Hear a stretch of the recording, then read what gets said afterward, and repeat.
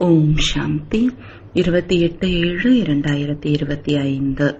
இனிமையான குழந்தைகளே, அனைவருக்கும் இப்பொழுது மீண்டும் உலகத்தில் அமைதி உருவாகி கொண்டிருக்கிறது. பாபா வந்துள்ளார். ஓர் ஆதி சனாதன தேவி தேவதா தர்மத்தை உருவாக்குவதற்காக என்ற இந்த மகிழ்ச்சி தரும் செய்தியை கூறுங்கள். கேள்வி: குழந்தைகளாகி உங்களுக்கு அடிக்கடி தந்தையின் நினைவில் இருப்பதற்கான சமிஞ்சை ஏன் தரப்படுகிறது? பதில்: ஏனென்றால் எப்பொழுதும் ஆரோக்கியமாகவும் மற்றும் தூய்மையாகவும் ஆவதற்காக நினைவு தேவை. அதனால் எப்பொழுதெல்லாம் நேரம் கிடைக்கிறதோ அப்பொழுது நினைவில் அமருங்கள். அதிகாலையில் குளித்து முடித்த பிறகு தனிமையில் நடைப்பயிற்சி செய்யுங்கள் அல்லது அமர்ந்து கொள்ளுங்கள். இங்கோ மதுவனத்தில் வருமானத்திற்கு மேல் வருமானம். நினைவின் மூலம்தான் உலகின் எஜமானர் ஆகிவிடுவீர்கள். ஓம் சாந்தி. இனிமையான குழந்தைகள் அறிவார்கள். இந்த சமயம் அனைவரும் உலகத்தில் அமைதி வேண்டும் என விரும்புகிறார்கள். இந்த குரல் கேட்டுக்கொண்டே இருக்கிறது. உலகத்தில் அமைதி எப்படி ஏற்படும்? ஆனால் உலகத்தில் அமைதி எப்பொழுது இருந்தது? அதை மீண்டும் இப்போது ஏன் விரும்புகின்றனர் என்பது யாருக்கும் தெரியாது. குழந்தைகள், நீங்கள்தான் அறிவீர்கள். உலகத்தில் அமைதி இந்த லக்ஷ்மி நாராயணருடைய ராஜ்யம் இருந்த பொழுதுதான் இருந்தது. இதுவரையிலும் கூட லக்ஷ்மி நாராயணருடைய ஆலயங்களை கட்டிக்கொண்டே இருக்கிறார்கள். நீங்கள் யாருக்கு வேண்டுமானாலும் இதை சொல்லலாம். உலகத்தில் அமைதி 5000 ஆண்டுகளுக்கு முன்பு இருந்தது. இப்பொழுது மீண்டும் உருவாகி கொண்டிருக்கிறது. யார் உருவாக்கியது? இதை மனிதர்கள் அறிந்து கொள்ளவில்லை. பாபா குழந்தைகளாகிய உங்களுக்கு புரிய வைத்துள்ளார். நீங்கள் யாருக்கு வேண்டுமானாலும் புரிய வைக்க முடியும். ஆனால் இதுவரையிலும் கூட யாருக்கும் எழுதுவதற்கான தைரியம் இல்லை. செய்தித்தாளில் செய்தி கேட்கிறார்கள், படிக்கிறார்கள், அனைவரும் கேட்கிறார்கள்.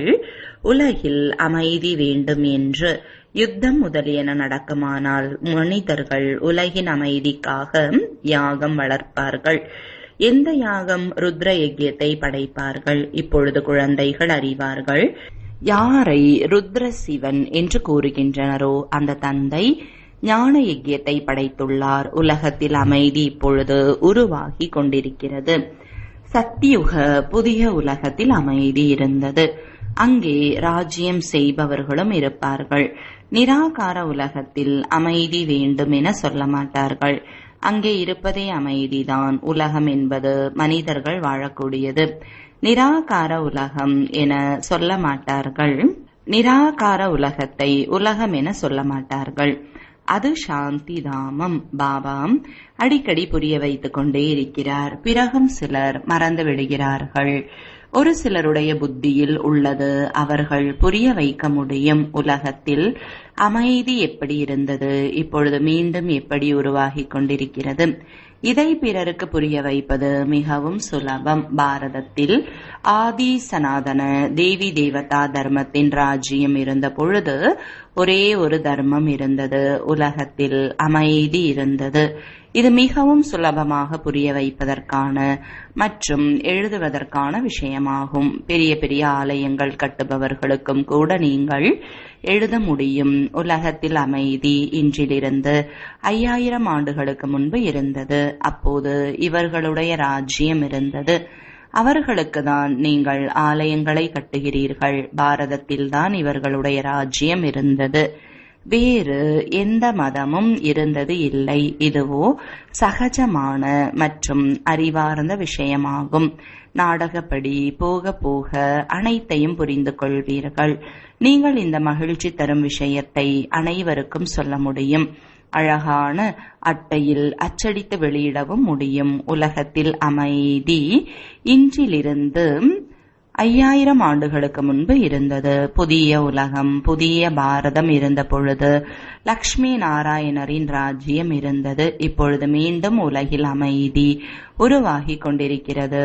இந்த விஷயங்களை சிந்தனை செய்வதன் மூலம் கூட குழந்தைகள் உங்களுக்கு மிகுந்த மகிழ்ச்சி இருக்க வேண்டும். நீங்கள் அறிவீர்கள், பாபாவை நினைவு செய்வதன் மூலம்தான் நாம் உலகின் எஜமானர் ஆவோம். அனைத்தும் குழந்தைகளாகிய உங்கள் முயற்சியின் ஆதாரத்தில்தான் உள்ளது. பாபா புரிய வைத்துள்ளார். நேரம் கிடைக்கும் போதெல்லாம் பாபாவின் நினைவில் இருங்கள். அதிகாலையில் குளித்த பின்பு தனிமையில் நடந்து போய் வாருங்கள், அல்லது ஓரிடத்தில் போய் அமர்ந்து கொள்ளுங்கள். இங்கோ வருமானத்திற்கு மேல் வருமானத்தை சம்பாதிக்க வேண்டும். எப்பொழுதும் ஆரோக்கியமாக தூய்மையாக ஆவதற்காக தான் நினைவு. இங்கே துறவிகள் தூய்மையாக இருக்கலாம், ஆனால் அவர்களும் நோய்வாய்ப்படுகிறார்கள். இந்த உலகம் நோயாளிகளின் உலகம். அந்த உலகம் நோயற்ற உலகம் என்பதை நீங்கள் அறிவீர்கள். சொர்க்கத்தில் அனைவரும் நோயற்று இருப்பார்கள் என்பது உலகத்தில் யாருக்கு தெரியும்? சொர்க்கம் என சொல்லப்படுவது எது என்று யாருக்கும் தெரியாது. நீங்கள் இப்பொழுது அறிந்து கொண்டிருக்கிறீர்கள். பாபா கூறுகிறார், யார் சந்தித்தாலும் அவர்களுக்கு நீங்கள் புரிய வைக்க முடியும். யாராவது தங்களை ராஜா ராணி என சொல்லிக் கொள்கின்றார்கள் என வைத்துக் கொள்வோம். இப்பொழுது ராஜா ராணியோ யாரும் கிடையாது. சொல்லுங்கள், நீங்கள் இப்பொழுது ராஜா ராணி கிடையாது. இதை புத்தியிலிருந்து வெளியேற்ற வேண்டும். மகாராஜா மகாராணி ஸ்ரீ லக்ஷ்மி நாராயணரின் அரசாட்சி இப்பொழுது உருவாகி கொண்டிருக்கிறது. ஆக நிச்சயமாக இங்கே எந்த ஒரு ராஜா ராணியும் இருக்க முடியாது. நாம் அரசன் அரசி என்பதை மறந்துவிடுங்கள். சாதாரண மனிதர்களைப் போல நடந்து கொள்ளுங்கள். இவர்களிடம் கூட பணம் தங்கம் முதலியன இருக்கிறது அல்லவா? இப்பொழுது விதிமுறைகள் உருவாகி இருக்கின்றன. இவை அனைத்தையும் அரசாங்கம் எடுத்துக்கொள்ளும். பிறகு சாதாரண மனிதர்களைப் போல ஆகிவிடுவார்கள். இந்த யுக்திகளையும் உருவாக்கி கொண்டுள்ளனர். பாடலும் உள்ளதல்லவா? சிலர் சேர்த்து வைத்த செல்வம் மண்ணோடு மண்ணாகிவிடும். சிலருடையதை அரசு அபகரித்து கொள்ளும். இப்பொழுது ராஜா என்று யாரும் சாப்பிடுவது இல்லை. ராஜாக்களே கிடையாது. பிரஜைகளுடையதை சாப்பிட்டுக் கொண்டிருக்கிறார்கள். இப்போதைய ராஜ்யம் மிக அதிசயமானது. எப்பொழுது முற்றிலும் ராஜாக்களின் பெயர் நீங்கி விடுகிறதோ அப்பொழுது மீண்டும் அரசாட்சி உருவாகிறது. நீங்கள் அறிவீர்கள், எங்கே உலகில் அமைதி நிறைந்திருக்குமோ அங்கே நாம் சென்று கொண்டிருக்கிறோம். அதுவே சுகமான உலகம், சதோ பிரதான உலகம். நாம் அங்கே செல்வதற்காக முயற்சி செய்து கொண்டிருக்கிறோம். பெண் குழந்தைகள் அதிகாரத்துடன் அமர்ந்து புரிய வைக்க வேண்டும். வெறுமனே வெளிப்புறமான செயற்கையான அத்தாரிட்டி இருக்கக்கூடாது. இப்பொழுதோ செயற்கையானவை அதிகமாக வெளியாகி உள்ளன அல்லவா? இங்கோ பக்கா பிரம்மா குமாரிகள் வேண்டும். பிராமணர்களாகிய நீங்கள் பிரம்மா பாபாவுடன் கூடவே உலகத்தில் அமைதியை உருவாக்கும் காரியத்தை செய்து கொண்டு இருக்கிறீர்கள். இதுபோல அமைதியை உருவாக்கக்கூடிய குழந்தைகள் மிக அமைதியானவர்களாகவும் இனிமையாகவும் இருக்க வேண்டும். ஏனென்றால் நீங்கள் அறிந்துள்ளீர்கள், நாம் உலகில் அமைதியை உருவாக்க நிமித்தமாகியுள்ளோம். ஆகவே நமக்குள் மிகுந்த அமைதி இருக்க வேண்டும். மிக மெதுவாக உரையாட வேண்டும். மிகவும் ராயலாக உரையாட வேண்டும். நீங்கள் முற்றிலும் குப்தமாக இருக்கிறீர்கள். உங்கள் புத்தியில் அழியாத ஞான ரத்தினங்களின் பொக்கிஷம் நிரம்பியுள்ளது. பாபாவின் வாரிசு அல்லவா? பாபாவிடம் எவ்வளவு பொக்கிஷம் உள்ளதோ நீங்களும் முழுமையாக நிரப்பிக்கொள்ள வேண்டும். ஆஸ்தி முழுவதும் உங்களுடையது. ஆனால் அந்த தைரியம் இல்லை என்றால் அதை பெற்றுக்கொள்ள முடியாது. பெற்றுக்கொள்பவர்தான் உயர்ந்த பதவியை அடைவார்கள். பிறருக்கு புரிய வைப்பதற்கான ஆர்வம் இருக்க வேண்டும். நாம் பாரதத்தை மீண்டும் சொர்க்கமாக ஆக்க வேண்டும். தொழில் போன்றவற்றை செய்து கொண்டே அதோடு இந்த சேவையையும் செய்ய வேண்டும். அதனால் பாபா விரைவாக வேகமாக செய்ய சொல்கிறார். பிறகும் கூட நாடகப்படிதான் நடைபெறுகிறது. ஒவ்வொன்றும் தன்னுடைய நேரத்தில் நடைபெற்று கொண்டிருக்கிறது. குழந்தைகளையும் முயற்சி செய்ய வைத்து கொண்டிருக்கிறார். குழந்தைகளுக்கு நம்பிக்கை உள்ளது. இப்பொழுது கொஞ்ச சமயம் மட்டுமே மீதம் உள்ளது. இது நமது கடைசி பிறவியாகும். பிறகு நாம் சொர்க்கத்தில் இருப்போம். இது துக்கதாமம். பிறகு சுகதாமம் செல்வோம். தயாராவதற்கு நேரம் பிடிக்கிறது அல்லவா? இந்த விநாசம் சிறியது கிடையாது. எப்படி புது வீடு உருவாகிறது என்றால் பிறகு புதிய வீட்டின் நினைவுதான் வரும். அது எல்லைக்கு உட்பட்ட விஷயம். அதில் உறவினர் முதலானோர் மாறிவிடுவது இல்லை. இதுவோ பழைய உலகம், மாற வேண்டும். அதில் உறவினர் முதலானோர் மாறிவிடுவது இல்லை. பிறகு யார் நன்றாக படிக்கிறார்களோ அவர்கள் ராஜ்ய குலத்தில் வருவார்கள். இல்லை என்றால் பிரஜையில் சென்று விடுவார்கள். குழந்தைகளுக்கு அளவற்ற மகிழ்ச்சி இருக்க வேண்டும். பாபா புரிய வைத்துள்ளார். 50-60 பிறவிகள் நீங்கள் சுகம் பெறுகிறீர்கள். துவாபர யுகத்தில் கூட உங்களிடம் அதிகமான செல்வம் உள்ளது. துக்கம் பின்னால் வருகிறது. ராஜாக்கள் எப்பொழுது தங்களுக்குள் சண்டையிட்டுக் கொள்கிறார்களோ, பிரிந்து விடுகின்றனரோ, அப்பொழுதுதான் துக்கம் ஆரம்பமாகிறது. முதலில் தானியங்கள் முதலியன மிகவும் மலிவாக இருக்கும். பஞ்சம் போன்றவை பின்னால் தான் ஏற்படுகின்றன. உங்களிடம் அளவற்ற செல்வம் இருக்கும். சதோ பிரதானத்திலிருந்து தமோ பிரதானமாக மெதுவாக வருகிறீர்கள். ஆக குழந்தைகளாகிய உங்களுக்குள் அளவற்ற மகிழ்ச்சி இருக்க வேண்டும்.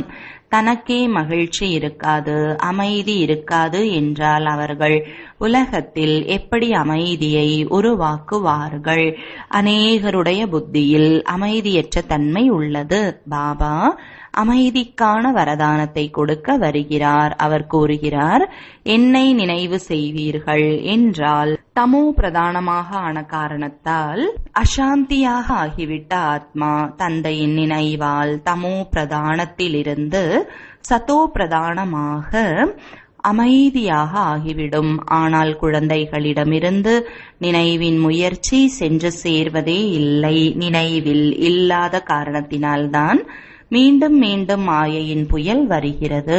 நினைவிலிருந்து முழுமையாக தூய்மையாகவில்லை என்றால் தண்டனை அடைய வேண்டியிருக்கும். பதவியும் தாழ்ந்ததாக ஆகிவிடும். சொர்க்கத்திற்கு போகத்தானே போகிறோம் என்று நினைத்துவிடக் கூடாது. அடி வாங்கி கொண்டு ஒன்றுக்கும் உதவாத சுகம் பெறுவது நன்றாக இருக்கிறதா என்ன? மனிதர்கள் உயர்ந்த பதவியை பெறுவதற்காக எவ்வளவு முயற்சி செய்கிறார்கள். எது கிடைக்கிறதோ அது நல்லது என்று இருக்கக்கூடாது. முயற்சி செய்யாதவர் என்று யாரும் இருக்க மாட்டார்கள். யாசிப்பவர்கள் கூட தங்களிடம் பணம் சேர்த்து வைத்துள்ளனர். பணத்திற்கான பசி அனைவருக்கும் உள்ளது. குழந்தைகள், நீங்கள் அறிவீர்கள், நாம் பாபாவிடமிருந்து அளவற்ற செல்வத்தை பெறுகிறோம். முயற்சி குறைவாக செய்வீர்கள் என்றால் செல்வமும் குறைவாக கிடைக்கும். பாபா செல்வத்தை கொடுக்கிறார் அல்லவா? சொல்லவும் செய்கிறார். செல்வம் இருக்குமானால் அமெரிக்கா முதலான இடங்களில் சுற்றி வாருங்கள். நீங்கள் பாபாவை எவ்வளவு நினைவு செய்வீர்களோ மற்றும் சேவை செய்வீர்களோ அவ்வளவு சுகத்தை பெறுவீர்கள். தந்தை ஒவ்வொரு விஷயத்திலும் முயற்சி செய்ய வைக்கிறார், உயர்ந்தவராக ஆக்குகிறார். குழந்தைகள் நமது குலத்தின் பெயரை மேன்மையடைய செய்வார்கள் என புரிந்திருக்கிறார். குழந்தைகளாகிய நீங்களும் கூட ஈஸ்வரிய குலத்தின் மற்றும் பாபாவின் பெயரை புகழடைய செய்ய வேண்டும். இவர் சத்தியமான தந்தை, சத்தியமான ஆசிரியர், சத்தியமான குரு ஆகிறார். உயர்ந்தவரிலும் உயர்ந்த தந்தை உண்மையான சத்குருவாக உள்ளார். குரு ஒருவர்தான், வேறு யாரும் கிடையாது என்பதை புரிய வைத்துள்ளார். அனைவருக்கும் சத்கதியை அளிப்பவர் ஒருவர். இதையும் நீங்கள் அறிவீர்கள். இப்பொழுது நீங்கள் தங்க புத்தி உள்ளவர்களாக ஆகிக் கொண்டிருக்கிறீர்கள். பாரஸ்புரியின் பாரஸ்நாத் ராஜா ராணி ஆகிறீர்கள். எவ்வளவு சுலபமான விஷயம்! பாரதம் தங்க யுகமாக இருந்தது. உலகில் அமைதி எப்படி இருந்தது? இதை நீங்கள் இந்த லக்ஷ்மி நாராயணருடைய சித்திரத்தை வைத்து புரிய வைக்க முடியும். சொர்க்கத்தில் அமைதி இருந்தது. இது நரகம். இதில் அமைதியற்ற தன்மை உள்ளது. சொர்க்கத்தில் இந்த லக்ஷ்மி நாராயணர் வசிக்கின்றனர் அல்லவா? கிருஷ்ணரை லார்டு கிருஷ்ணா என்று கூறுகிறார்கள். கிருஷ்ண பகவான் என்கிறார்கள். இப்பொழுது அதிபதிகள் அநேகர் உள்ளனர். யாரிடம் அதிகமான நிலம் இருக்கிறதோ அவரை லேண்ட்லார்ட் என கூறுகிறார்கள். கிருஷ்ணரோ உலகின் இளவரசராக இருந்தார். அந்த உலகத்தில் அமைதி இருந்தது. இது யாருக்கும் தெரியாது. ராதை கிருஷ்ணர் தான் லக்ஷ்மி நாராயணராக ஆகின்றனர். உங்களை பற்றி மக்கள் எவ்வளவு விஷயங்களை உருவாக்கி சொல்கிறார்கள், தொந்தரவுகளை ஏற்படுத்துகிறார்கள். இவர்கள் சகோதர சகோதரி ஆக்குகின்றனர் என்று புகார் கூறுகிறார்கள். புரிய வைக்கப்பட்டுள்ளது. பிரஜாபிதா பிரம்மாவின் வாய்வழி பிறந்த பிராமணர்களுக்காக தான் பாடப்படுகிறது. பிராமண தேவதாய நமக என்று பிராமணர்களும் அவர்களுக்கு வணக்கம் தெரிவிக்கிறார்கள். ஏனென்றால் அவர்கள் உண்மையான சகோதர சகோதரிகள், தூய்மையாக இருக்கிறார்கள். ஆக தூய்மையானவர்களுக்கு தான் கௌரவம் தரப்படுகிறது. குமாரி தூய்மையாக இருப்பதால் அவர்களுடைய காலில் கூட விழுந்து வணங்குகிறார்கள். வெளியிலிருந்து யாராவது பார்க்க வந்தாலும் அவர்களும் வணங்குவார்கள். இந்த சமயம் குமாரிக்கு இவ்வளவு மரியாதை ஏன் தரப்படுகிறது? ஏனென்றால் நீங்கள் பிரம்மா குமார், குமாரிகள். குமாரிகள் நீங்கள் பெரும்பான்மையாக இருக்கிறீர்கள். சிவசக்தி பாண்டவ சேனை என பாடப்பட்டுள்ளது. இதில் ஆண்களும் உள்ளனர். மாதர்கள் பெரும்பான்மையாக உள்ளனர். அதனால் பாடப்படுகிறது. ஆக யார் நன்றாக படிக்கிறார்களோ அவர்கள் உயர்ந்தவர்களாக ஆகிறார்கள். இப்பொழுது நீங்கள் முழு உலகத்தின் சரித்திர பூகோளத்தை அறிந்து கொண்டு விட்டீர்கள். சக்கரத்தை பற்றி புரிய வைப்பது மிக சுலபம். பாரதம் தங்கபுரியாக இருந்தது. இப்பொழுது கல்புரியாக. அனைவரும் பத்தர்நாத் ஆகின்றனர் அல்லவா? குழந்தைகள், நீங்கள் இந்த 84 பிறவிகளின் சக்கரத்தை அறிந்துள்ளீர்கள். இப்பொழுது வீட்டிற்கு செல்ல வேண்டும் என்றால் பாபாவை நினைவு செய்ய வேண்டும். இதன் மூலம் பாவங்கள் நீங்கும். ஆனால் குழந்தைகளிடம் நினைவின் முயற்சி இருப்பது இல்லை. ஏனென்றால் கவனக்குறைவாக உள்ளனர். அதிகாலையில் எழுவது இல்லை. எழுந்திருக்கின்றனர் என்றாலும் அந்த போதை வருவது இல்லை.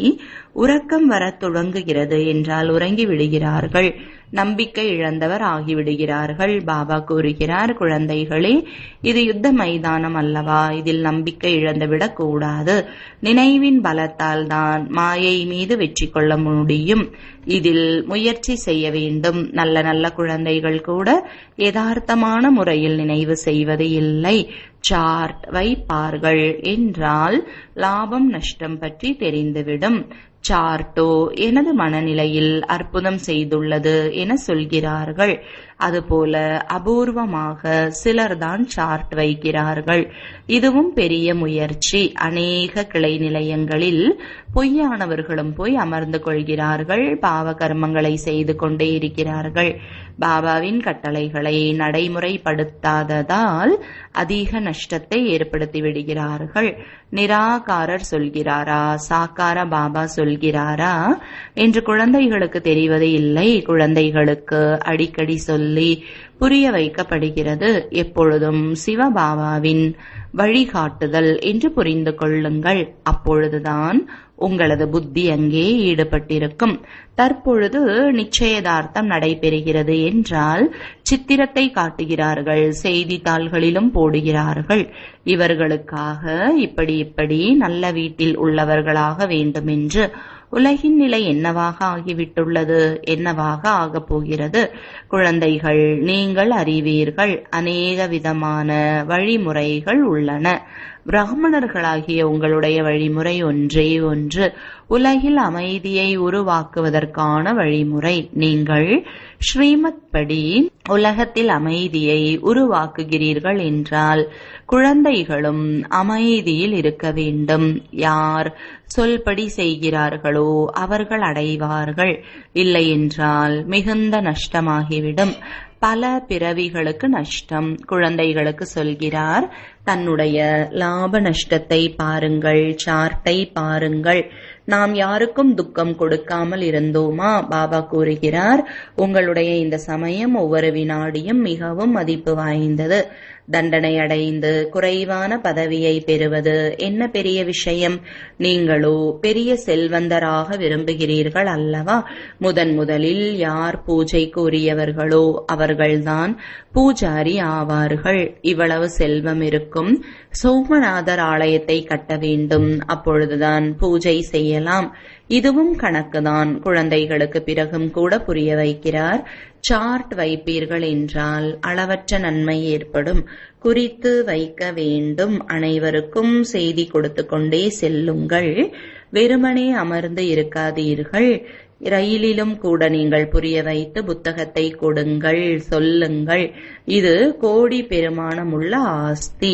லக்ஷ்மி நாராயணருடைய ராஜ்யத்தில் பாரதம் இருந்த பொழுது உலகம் அமைதியாக இருந்தது. இப்பொழுது பாபா மீண்டும் அந்த அரசாட்சியை உருவாக்க வந்துள்ளார். நீங்கள் பாபாவை நினைவு செய்வீர்கள் என்றால் பாவ கர்மங்கள் அழியும், உலகில் அமைதி ஏற்படும். நல்லது. இனிமையிலும் இனிமையான தேடி கண்டெடுக்கப்பட்ட செல்லமான குழந்தைகளுக்கு தாயும் தந்தையுமாகிய பாப்தாதாவின் அன்பு நினைவுகள் மற்றும் காலை வணக்கங்கள்.